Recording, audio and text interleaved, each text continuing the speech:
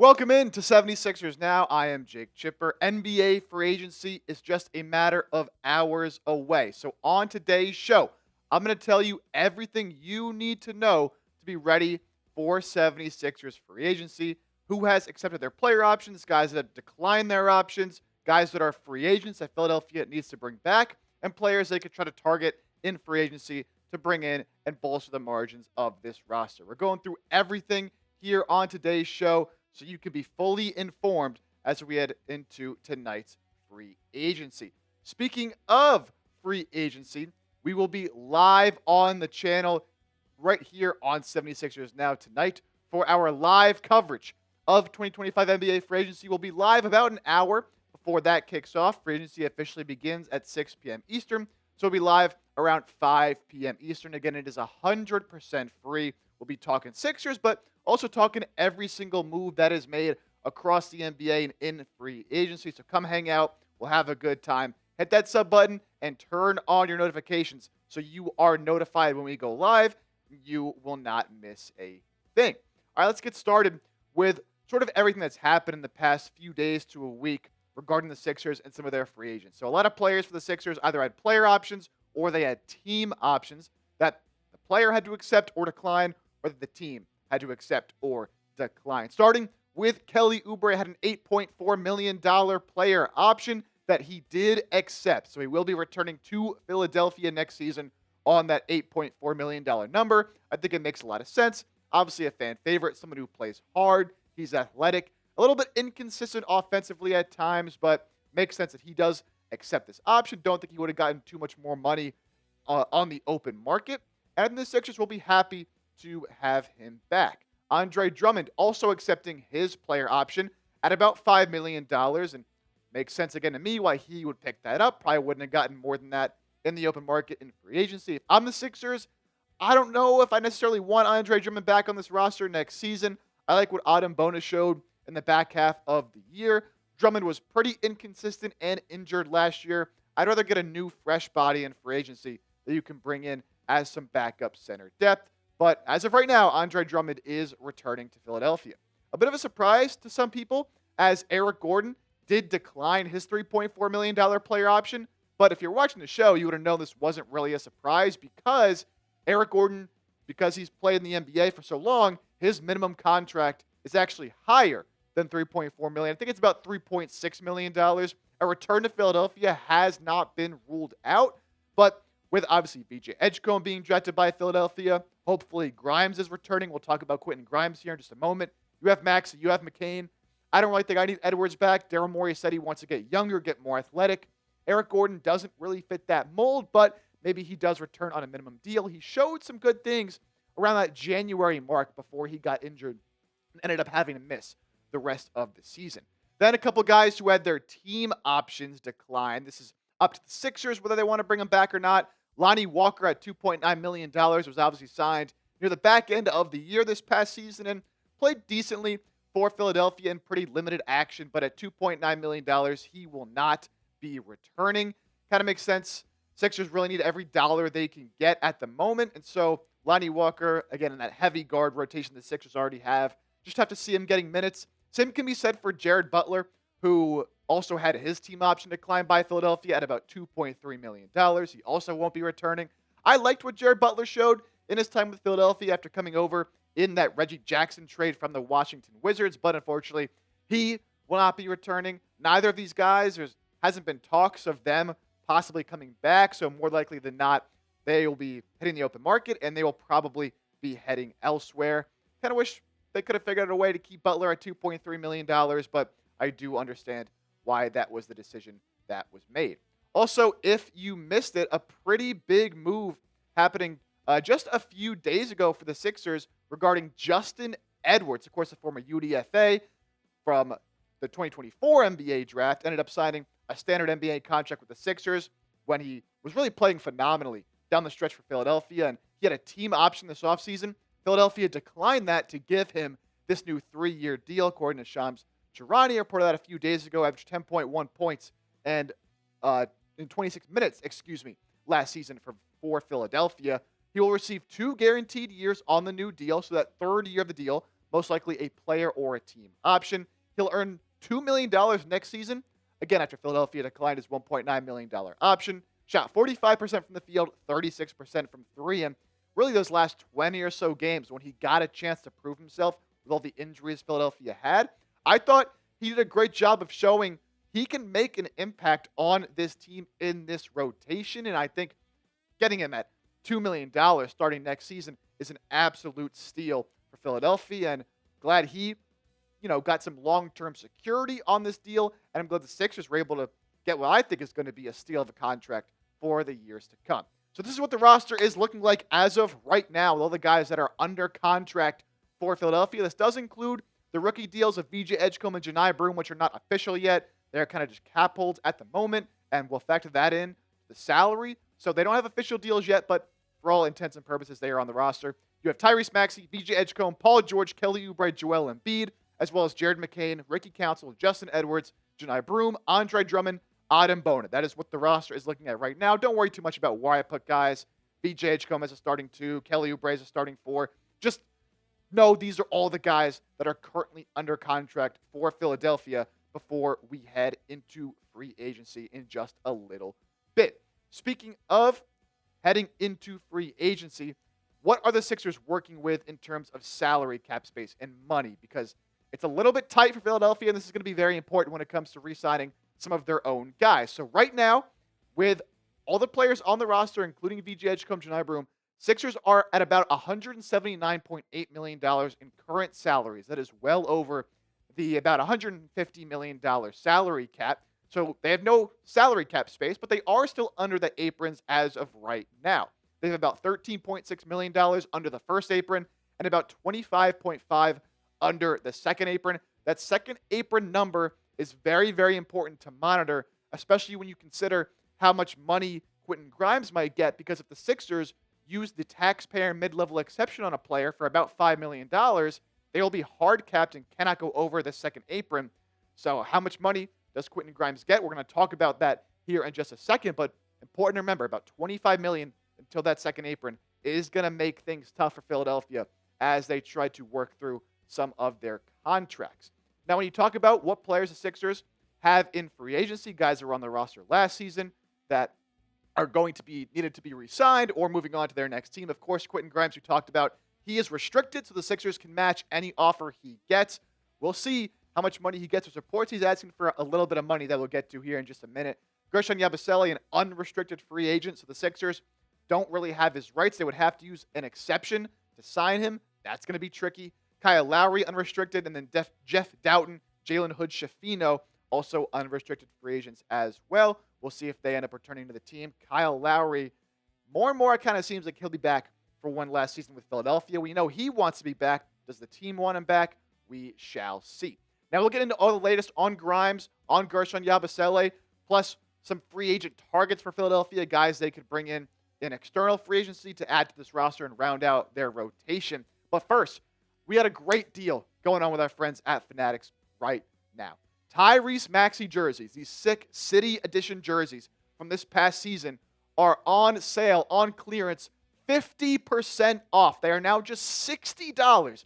All sizes available right now at chatsports.com/Maxey50. Again, 50% off. This deal is not going to last forever, I imagine. They're going to start going pretty quickly here as people get their hands on these Maxey jerseys. So if you do not have a Tyrese Maxey jersey, or if you want to get the new City Edition jersey that they released this past season, you do not have one of those yet, now is the best time to go get yourself a Tyrese Maxey jersey. Again, 50% off. Go to chatsports.com/Maxey50. I'll have that link in the comments and description of today's show. So you just go down and click it. It'll take you to Fanatics, and you can get your Tyrese Maxey City Edition jersey today.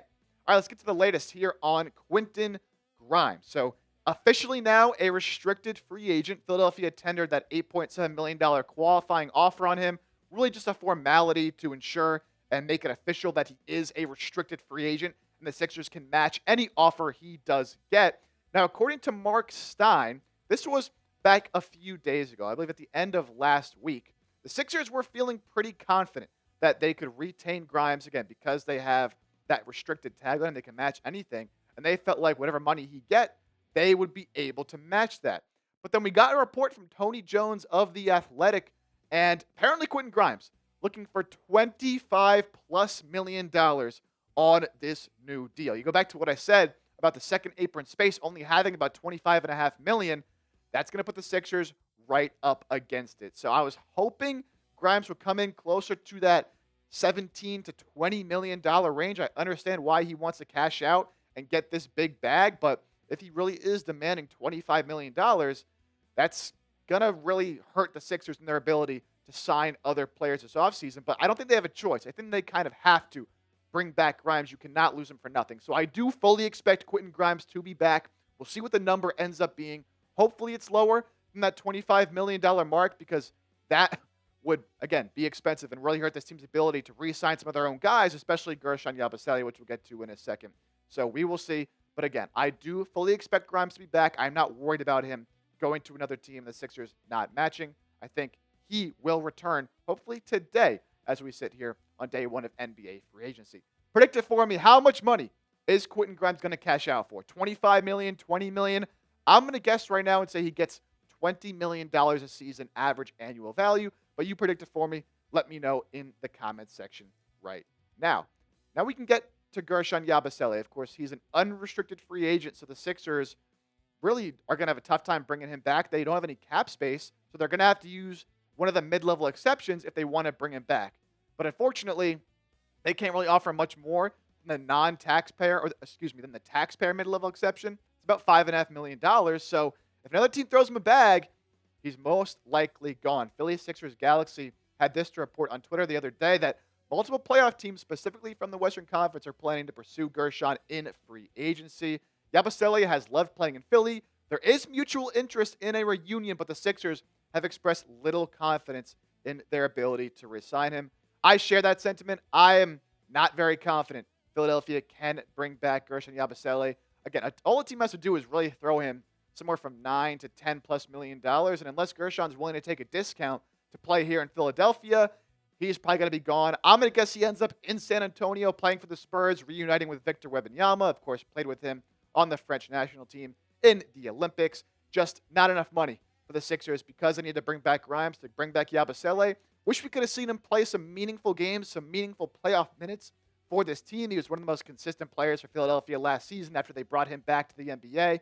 But I understand wanting to get a chance to cash in after he was out of the league for multiple seasons. Go get your bag, Guerschon Yabusele. I'll always be rooting for him. Hopefully they can figure out a way to bring him back, but it's really not too realistic at this point that there's an avenue for Guerschon to return to Philadelphia. One last prediction here. I do think Kyle Lowry, as I briefly mentioned earlier, does return to the Sixers. He said he wants to play one more season, and he wants to play that season for the Sixers, his hometown team, of course. And they declined Jared Butler's option. They declined Lonnie Walker's option. They have 4 guards on the roster, assuming they bring back Quentin Grimes. But assume they want one more guy in there, that kind of 5th guard. And I'm going to guess that's going to be Kyle Lowry. Going to be on the veteran minimum, of course. I kind of wish you would just take a coaching role at this point so they don't have to use a roster spot on him. But makes sense with him wanting to play one more year and the moves the Sixers have made up to this point. Now to round out today's show, we're going to look at some free agent targets for the Sixers. I did a whole extended video on some different free agent targets for Philadelphia, so I'll kind of go through this a little bit more quickly as the Sixers, again, don't have too much money to play with, so guys they might be able to sign in free agency starting today going to be pretty cheap for that mid-level exception or even for the veteran minimum. Guys, they try to find ways to upgrade on the margins. That's kind of how it's going to be for Philadelphia. Not quite as big as when they brought in Paul George last offseason. So a few guys that have really caught my radar and stand out as options for Philadelphia. Clint Capella is one. Obviously played for the Atlanta Hawks for a while previously with that. The Houston Rockets. He is not coming back to the Atlanta Hawks, you would think. So what is his market like? Again, it's hard for role players to get as much money as they might deserve because of the new CBA. So he might be looking at that mid-level exception number for about $5 million. If the Sixers like him better than Drummond, I think he'd be a better option than Drummond. You could bring him in.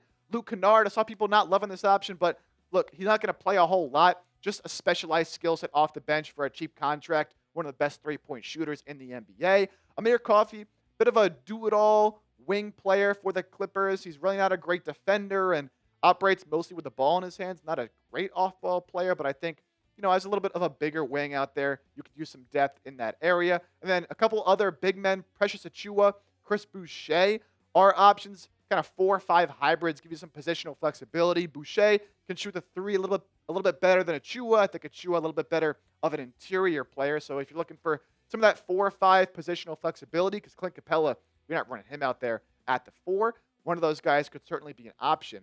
Now, some intriguing news that's happened right within the last 24 hours in the NBA, just something to monitor for Philadelphia. We'll start it here with DeAndre Ayton, of course, a center for the Blazers, former top pick of the Phoenix Suns, now in Portland, until late yesterday when he finalized a contract buyout with Portland, so he will be an unrestricted free agent, assuming he passes waivers on Wednesday. So he can't officially sign with the team until Wednesday, but no one's going to claim him and his big contract on waivers.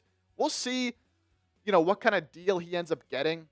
He was paid pretty highly for Portland, but I expect him to get more of a one-year prove-it deal for a team looking for some center minutes and then try to cash out next offseason. We'll see if Philly is that destination for him and is that place where doesn't really look to be, the starting guy with Embiid, but maybe he looks at Embiid and the injuries and he says, you know what, I'll come in here.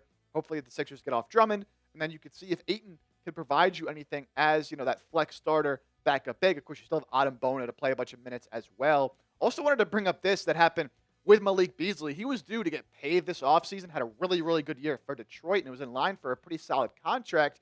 He's now being investigated for gambling allegations related to NBA games and prop bets, some serious developments surrounding one of the top NBA free agents. So, not going to speak too much on, is he guilty, is he not, whatever. We'll see what the results of the investigation are, but this is definitely going to hurt his free agency. Could he be a player who sticks around in the open market for a little bit while this all kind of goes out and then has to sign for cheap late in the cycle? Could be something to watch out for. Again, not on day one here, but as we get deeper into the cycle, someone that the Sixers could maybe try to snag for cheap, depending on what does happen with his situation. Of course, provided he's not suspended or something like that. Some other free agent targets to round out the show. Jake LaRavia gets sort of this do-it-all wing player who can shoot the three a little bit as well. Larry Nance, your athletic big man, 4-5 hybrid, did have a knee injury last season, only played about 20 games though. Torian Prince, a veteran forward. He's been in the league for a million years. Didn't have a great playoff run this season for Milwaukee, but veteran 3-and-D wing. Trey Lyles, your typical stretch 4 there, been in Sacramento for a little bit. And then Delano Benton's an interesting player. He's 6'9", plays like a guard, has good handles, has good court vision, never been able to develop that shot, but another player with size where if the Sixers are looking for some more playmaking from that wing, he could certainly be a good option as well. The Sixers do want to make a trade. Of course, with Andre Drummond and Kelly Oubre's contracts, there's a chance you could package those to make a move. What picks could they attach? The Sixers have 5 tradable first-round picks right now. They can trade 2026 if it's top 4, so they can trade like that top 4 protection to another team. They have 2028. They can trade either their own pick or they have the Clippers pick as well in 2028. Then they can trade either 2029 or 2030, not both of them, only one or the other. And then they can trade their 2031 first if they keep 2030. They could trade their 2032 first if they keep 2031. Because, again, you cannot trade your own first-round picks in back-to-back years. They also have a bunch of second-round picks. They can move about 8 tradable first-round picks at the moment, or second-round picks at the moment that they could move if they would like to in some of these trades. They have a 2027 Warriors Phoenix second-round pick. That's the best of those two. Another Warriors in 2028. Detroit in 2028 as well, though that's top 55 protected. So unless it's a bottom 5 pick in the second round, you're not going to get that. They have their own in 2029, Washington in 2030, a Phoenix Portland in 2030. That is the best of those two. And then their own in 2031 and 2032. So really all this to say, Sixers have some decent ammo if they do want to make a move in the coming days. As the trade market, we've seen some moves happen really over the past couple of weeks. They could look to shake things up since they can't really shake things up too much in free agency. I wanted to bring this up really quickly before we hop out of here. There's just rumors kind of circling around right now that LeBron James could be looking for a trade out of Los Angeles. He accepted his player option for this upcoming season, and then Rich Paul, his agent, had this to say: LeBron knows the Lakers are building for the future. He understands that, but he values a realistic chance of winning it all. We are very appreciative of the partnership we've had for 8 years with Jeannie Buss and Rob Pelinka, and consider Lakers as a critical part of his career. I don't know about you, kind of sounds like something you say when you're on the way out, right? So I'm not going to sit here and say LeBron's 100% going to be traded, but look, it's certainly an option. It's something to at least keep your mind on as we move throughout the free agency cycle.